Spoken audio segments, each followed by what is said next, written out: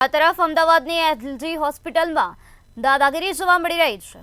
તો આ પ્રકારની દાદાગીરી સિક્યુરિટી ગાર્ડ દ્વારા કરવામાં આવી છે. અમદાવાદની એલજી હોસ્પિટલમાંથી આ મહત્વપૂર્ણ સમાચાર સામે આવ્યા, જ્યાં દર્દીના સગાવાલા સાથે મારામારી કરવામાં આવી છે.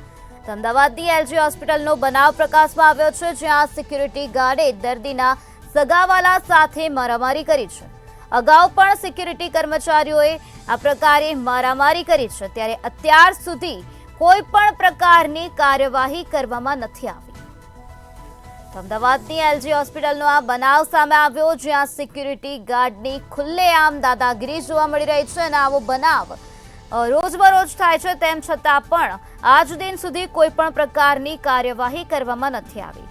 દર્દીના સગાવાલા સાથે સિક્યુરિટી ગાર્ડે મારામારી કરી છે.